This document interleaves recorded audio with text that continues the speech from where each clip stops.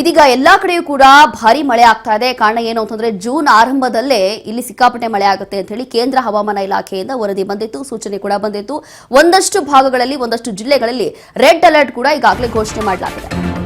ಹೀಗೆ ಆಗ್ತಾ ಇರುವಂತಹ ಮಳೆಯಿಂದ ಈಗ ಯಾದಗಿರಿ ಜಿಲ್ಲೆಯ ಹಲವು ಕಡೆ ವರುಣನ ಜಲತಾಂಡವ. ಹುಣಸಗಿ ತಾಲೂಕಿನಾದ್ಯಂತ ಜಲಾವೃತವಾಗಿದೆ. ಈಗ ಹಳ್ಳಿಗಳು, ದೇವಸ್ಥಾನಕ್ಕೆ ಜಲ ದಿಗ್ಬಂಧನ, ಶಾಲೆ ಆವರಣ ಈಗ ಲಾಕ್ ಆಗಿದೆ. ನೀರಿನ ರಭಸಕ್ಕೆ ಹಳ್ಳಕ್ಕೆ ಕೊಚ್ಚಿ ಹೋಗಿದೆ ಐಪಿಸೆಟ್ಗಳು. ಯಾದಗಿರಿ ಜಿಲ್ಲೆಯ ತೆಗ್ಗಳ್ಳಿ ಯಡ್ಡಹಳ್ಳಿ ರೋಡ್ ಕೂಡ ಬಂದ್ ಮಾಡಲಾಗಿದೆ. ಅನ್ನದಾತನ ಹೊಟ್ಟೆಗೆ ಹೊಡೆದಿರುವಂತಹ ಮಳೆರಾಯ ಮುನಿಸು. ಪ್ರವಾಹದ ಭೀತಿ, ಆಸ್ತಿ ಪಾಸ್ತಿ ಸಂಪೂರ್ಣವಾಗಿ ಅಪಾರವಾಗಿ ಹಾನಿಯಾಗಿದೆ ಅಂತ ಗೊತ್ತಾಗ್ತಾ ಇದೆ. ಹರಿತಾ ಇದ್ದಂತಹ ಹಳ್ಳದ ನೀರು ದ್ವೀಪದಂತಾಗಿದೆ. ಈ ಒಂದು ಹಳ್ಳಿಗಳೆಲ್ಲವೂ ಕೂಡ ಈ ದೃಶ್ಯಗಳಲ್ಲಿ ಗಮನಿಸಬಹುದು. ಇದು ಯಾವುದೋ ಕೆರೆ ಅಲ್ಲ ಅಥವಾ ಯಾವುದೋ ನದಿ ಅಲ್ಲ, ಇದೊಂದು ಹಳ್ಳಿಗಳಷ್ಟೇ. ಹೀಗೆ ಯಾದಗಿರಿ ಜಿಲ್ಲೆಯಲ್ಲಿ ಆಗ್ತಾ ಇರುವಂತಹ ಪರಿಸ್ಥಿತಿ, ಸಿಕ್ಕಾಪಟ್ಟೆ ಮಳೆ ಆಗ್ತಾ ಇದೆ ಈ ಭಾಗದಲ್ಲಿ. ಹಾಗಾಗಿಯೇ ಯಾದಗಿರಿ ಜಿಲ್ಲೆಯಲ್ಲೂ ಕೂಡ ಇತ್ತೀಚೆಗಷ್ಟೇ ರೆಡ್ ಅಲರ್ಟ್ ಅನ್ನು ಘೋಷಣೆ ಮಾಡಿದ್ರು. ಈಗ ಆಗ್ತಾ ಇರುವಂತಹ ಮಳೆಯಿಂದ ಎಲ್ಲವೂ ಕೂಡ ಜಲಾವೃತ ಆಗಿದೆ. ಒಂದು ಕಡೆ ಮಳೆ ಜಾಸ್ತಿ ಬಂದರೂ ಕೂಡ ಈ ಸಮಸ್ಯೆ, ಮಳೆ ಕಡಿಮೆ ಆದರೂ ಕೂಡ ಅನ್ನದಾತರಿಗೆ ಸಮಸ್ಯೆನೇ. ಈಗ ಮತ್ತೊಮ್ಮೆ ಭಾರಿ ಮಳೆ ಆಗ್ತಾ ಇರೋ ಕಾರಣ ಇಲ್ಲಿರುವಂಥ ರೈತರಿಗೆ ಬಹಳಷ್ಟು ಸಂಕಷ್ಟ ಆಗ್ತಾ ಇದೆ, ಹಾನಿ ಆಗ್ತಾ ಇದೆ ಅಂತ ಹೇಳಿ ಗೊತ್ತಾಗ್ತಾ ಇದೆ.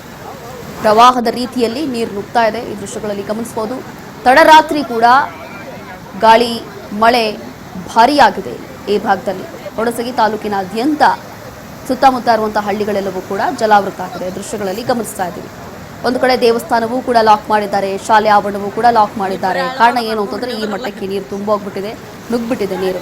ಹಾಗಾಗಿ ಎಲ್ಲವೂ ಕೂಡ ಸದ್ಯಕ್ಕೆ ಕ್ಲೋಸ್ ಮಾಡಲಾಗಿದೆ ಇಲ್ಲಿ ಅನ್ನೋದು ಗೊತ್ತಾಗ್ತಾ ಇದೆ. ಈ ಮಟ್ಟಕ್ಕೆ ನೀರಿದೆ ಅಂತಂದ್ರೆ ಮತ್ತೆ ಅಲ್ಲಿ ಜನಜೀವನ ಅಸ್ತವ್ಯಸ್ತ ಆಗೋದ್ರಲ್ಲಿ ಯಾವುದೇ ಅನುಮಾನ ಇಲ್ಲ. ಪ್ರವಾಹದ ಭೀತಿ ಇತ್ತು ಈಗಾಗಲೇ, ಹಾಗಾಗಿಯೇ ರೆಡ್ ಅಲರ್ಟ್ ಅನ್ನು ಘೋಷಣೆ ಮಾಡಿದ್ರು. ಯಾರು ಕೂಡ ಅನಾವಶ್ಯಕವಾಗಿ ಹೊರಗಡೆ ಹೋಗಬೇಡಿ ಅಂತೇಳಿ. ಈಗ ಸುತ್ತಮುತ್ತ ಇರುವಂತಹ ಶಾಲೆಗಳು ಅಥವಾ ಹಳ್ಳಿಗಳಿರುವಂತಹ ದೇವಸ್ಥಾನಗಳು ಎಲ್ಲವೂ ಕೂಡ ಬಂದ್ ಮಾಡಿದ್ದಾರೆ. ಕೆಲವೊಂದು ರಸ್ತೆಗಳು ಕೂಡ ಬಂದ್ ಮಾಡಿದ್ದಾರೆ ಅನ್ನೋ ಮಾಹಿತಿ ಸಿಗ್ತಾ ಇದೆ. ಹೀಗೆ ಯಾದಗಿರಿ ಜಿಲ್ಲೆಯಲ್ಲಿ ನಿನ್ನೆ ತಡರಾತ್ರಿ ಬಂದಿರುವಂತಹ ಭಾರಿ ಮಳೆಯಿಂದ ತಾಲೂಕಿನಾದ್ಯಂತ ಆಗಿರುವಂತಹ ಅವಾಂತರ. ಯಾದಗಿರಿಯಲ್ಲಿ ಇದೀಗ ಯಾದಗಿರಿ ಜಿಲ್ಲೆಯಲ್ಲಿ ಮುಂದುವರಿತಾ ಇದೆ ಮಳೆ ದುರಂತ. ಸುರಪುರಿನ ಮುದನೂರು ಸೇತುವೆ ಸಂಪೂರ್ಣವಾಗಿ ಜಲಾವೃತ ಆಗಿದೆ. ಮುದನೂರು ಗ್ರಾಮದ ರಸ್ತೆ ಸಂಪರ್ಕ ಸಂಪೂರ್ಣವಾಗಿ ಕಡಿತ ಮಾಡಲಾಗಿದೆ. ನೀರು ಊರಿಗೆ ತೆರಳಲಾಗದೆ ದಿಕ್ಕೆಟ್ಟು ನಿಂತಿದ್ದಾರೆ ಇಲ್ಲಿನ ಜನ. ಯಾವಾಗ ಬೇಕಾದರೂ ಕುಸಿಬಹುದು ಮುದನೂರು ಸೇತುವೆ, ಈ ಭಯದಲ್ಲಿದ್ದಾರೆ. ಈಗ ಸೇತುವೆ ಕುಸಿಬಹುದು ಅನ್ನುವಂಥದ್ದು ಯಾದಗಿರಿಯಲ್ಲಿ ಮುಂದುವರಿತಾ ಇದೆ ಈ ಮಳೆ ದುರಂತ.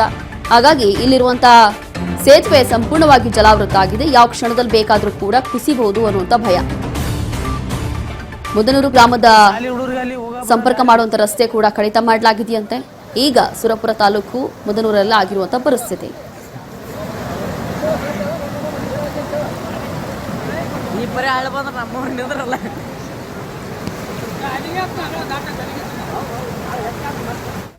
ರೈತರಿಗೆ, ಶಾಲೆ ಮಕ್ಕಳಿಗೆ ಭಾಳ ತೊಂದರೆ ಅದ. ಅಸಲ ಈ ಕಡೆ ಸರ್ಕಾರ ಈ ಕಡೆ ಹೆಚ್ಚಿನ ಗಮನ ಹರಿಸಿದ್ರು. ಬ್ರಿಡ್ಜ್ನ ಹೈಟ್ ಮಾಡ್ಬೇಕಂತೇಳಿ ನಾವು ಜನಪ್ರತಿನಿಧಿಗಳಲ್ಲಿ ಮನವಿ ಮಾಡ್ಕೊಳ್ತೀವಿ. ಮಳೆ ನಿನ್ನೆ ರೀ ವಿಪರೀತ ಮಳೆ ಆದ ಕಾರಣ ನಮ್ಮ ಊರಾಗ ಒಂದು ಸೇತುವೆ ಆದ್ರಿ. ಅದು ನಮ್ಮ ತಿಳಿದ ಮಟ್ಟಿಗೆ ಒಂದು 40 ವರ್ಷದ ಸೇತುವೆ ಆದ್ರಿ. ಅದು ಶಿಥಿಲಾವಸ್ಥೆ ಒಳಗಾದದು.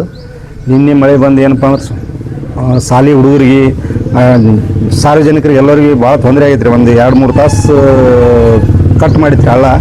ಅದನ್ನು ದುರಸ್ತಿ ಮಾಡೋಕ್ಕೆ ಸ್ಕೂಲ್ ಬಸ್ಗಳು ಜಾಸ್ತಿ ತಿರುಗಾಡ್ತಾವ, ಗಾಡಿಗಳು ಜಾಸ್ತಿ ತಿರುಗಾಡ್ತಾವೆ. ಅದೇ ಒಂದು ಮೇನ್ ಬ್ರಿಡ್ಜ್ ಅದ. ಅದು ಜನಪ್ರತಿನಿಧಿಗಳ ಗಮನಕ್ಕೆ ಬಂದು ಅದನ್ನು ಸ್ವಲ್ಪ ಹೊಸದಾಗಿ ದೊಡ್ಡ ಮತ್ತಷ್ಟು ಡೀಟೇಲ್ಸ್ ಕೊಡ್ತಾರೆ ನಮ್ಮ ಪ್ರತಿನಿಧಿ ಬಸವನಗೌಡ ಪಾಟೀಲ್. ಈಗ ಈ ಭಾಗದಲ್ಲಿ ಭಾರಿ ಮಳೆ ಆಗ್ತಾ ಇರೋದ್ರಿಂದ ಇಲ್ಲಿರುವಂತಹ ಶಾಲೆಗಳು ಅಥವಾ ದೇವಸ್ಥಾನಗಳು ಎಲ್ಲವೂ ಕೂಡ ಬಂದ್ ಮಾಡುವಂತಹ ಪರಿಸ್ಥಿತಿ ಬಂದ್ಬಿಟ್ಟಿದೆ. ಇದಕ್ಕೆ ಪರಿಹಾರ ಏನು? ಇಲ್ಲಿ ಸಂಬಂಧಪಟ್ಟಂತ ಅಧಿಕಾರಿಗಳು ಏನಾದರೂ ಮುನ್ನೆಚ್ಚರಿಕೆ ಕ್ರಮ ತಗೊಳ್ಬಹುದಾ? ರೋಶಿನಿ, ಏನು ಯಾದಗಿರಿಯಲ್ಲಿ ಬಿಟ್ಟು ಬಿಡದೆ ಭಾರಿ ಮಳೆ ಆಗ್ತಾ ಇದೆ. ಹಾಗಾಗಿ ಯಾದಗಿರಿ ಜಿಲ್ಲೆಯ ಹುಣಸಗಿ ತಾಲೂಕಿನ ಮುದನೂರು ಗ್ರಾಮದಲ್ಲಿ ಕೂಡ ಮಳೆಯಿಂದ ಸೇತುವೆ ಕೂಡ ಸಂಪೂರ್ಣ ಜಲಾವೃತ ಆಗಿತ್ತು. ಹಾಗಾಗಿ ಸಂಪರ್ಕ ಕೂಡ ಕಡಿತವಾಗಿತ್ತು. ಹಾಗಾಗಿ ಎಲ್ಲೋ ಒಂದ್ ಕಡೆ ಸ್ಕೂಲ್ ಮಕ್ಕಳು ಶಾಲೆಗೆ ಹೋಗ್ಬೇಕಂದ್ರೂ ಕೂಡ ಮಳೆರಾಯನ ಹೊಡೆತಕ್ಕೆ ಸ್ಕೂಲ್ ಹೋಗಲು ಹಿಂದೇಟಾಗ್ತಾ ಇದ್ದಾರೆ. ಹಾಗಾಗಿ ಆ ಸೇತುವೆ ಬಹಳ 40 ವರ್ಷದ ಸೇತುವೆ ಆಗಿದೆ. ಹಾಗಾಗಿ ಸಂಪೂರ್ಣ ಹಾಳಿಡಿದು ಹೋಗಿದೆ ಸೇತುವೆ. ಅದನ್ನು ದುರಸ್ತಿ ಮಾಡ್ಬೇಕಾಗಿತ್ತು, ಆದ್ರೂ ಕೂಡ ದುರಸ್ತಿ ಮಾಡಿಲ್ಲ. ಹಾಗಾಗಿ ಅದೇ ಸೇತುವೆಯಿಂದ ಅಂದ್ರೆ ಮುದನೂರಕ್ಕೆ ಮುದನೂರು ಬಿಗೆ ಹೋಗ್ಬೇಕಾಗುತ್ತೆ. ಸ್ಕೂಲ್ಗೆ ಹೋಗ್ಬೇಕಾದಂತ ಮಕ್ಕಳಿಗೆ ಕೂಡ ಸೇತುವೆ ಸಂಪೂರ್ಣ ಅಡ್ಡಗಾಲಾಗಿ ನಿಂತಿತ್ತು. ಅದೇ ಸಂದರ್ಭದಲ್ಲಿ ಆ ಮುದ್ನೂರು ಕೆಗಿದ್ದ ಜನರು ಆ ಕಡೆ ಇದ್ರು, ಮುದ್ನೂರು ಬಿಗಿದ್ದ ಜನರು ಮುದ್ನೂರಲ್ಲೇ ಇದ್ರು. ಹಾಗಾಗಿ ಕೆಲವು 2 ಗಂಟೆಗಳ ಕಾಲ ಸಾಕಷ್ಟು ಹರಸಾಹಸ ಪಟ್ಟಿದ್ದಾರೆ. ಮುಂದಾದ್ರೂ ಎಚ್ಚೆತ್ತುಕೊಂಡು ಈ ಭಾಗದ ಶಾಸಕರು ಅಂದ್ರೆ ಸುರಪುರ ಕ್ಷೇತ್ರದ ಶಾಸಕರು ಅದರ ಬಗ್ಗೆ ತೀವ್ರ ಗಂಭೀರವಾಗಿ ಪರಿಗಣಿಸಬೇಕೆಂಬುದು ಕೂಡ ಗ್ರಾಮಸ್ಥರ ಒತ್ತಾಯ ಆಗಿದ್ದು. Roshini. Sir, thank you Patil, ನಿಮ್ಮೆಲ್ಲ ಡೀಟೇಲ್ಸ್ಗಾಗಿ. ನಾವು ಜನಪ್ರತಿನಿಧಿ ಹೀಗೆ ಸದ್ಯಕ್ಕೆ ಸಂಬಂಧಪಟ್ಟಂತ ಅಧಿಕಾರಿಗಳಿಗೆ ಅದರ ಜೊತೆಗೆ ಇಲ್ಲಿರುವಂತಹ ಶಾಸಕರಿಗೂ ಕೂಡ ಇಲ್ಲಿರುವಂತಹ ಜನ ಮನವಿ ಮಾಡ್ಕೊಂಡಿದ್ದಾರಂತೆ, ಕೂಡಲೇ ಇದಕ್ಕೆ ಮುನ್ನೆಚ್ಚರಿಕೆ ಕ್ರಮವನ್ನ ತಗೊಳ್ಳಿ ಅಂತ ಹೇಳಿ.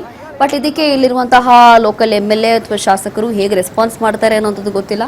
ಬಟ್ ಈಗ ಸದ್ಯಕ್ಕೆ ಇಲ್ಲಿರುವಂತಹ ಜನ ಅವ್ರ ಮೇಲೆ ಡಿಪೆಂಡ್ ಆಗಿದ್ದಾರೆ. ಇಲ್ಲಿರುವಂತಹ ಪರಿಸ್ಥಿತಿ ಇಷ್ಟು ಮಟ್ಟಿಗೆ ಹಾಳಾಗಿದೆ.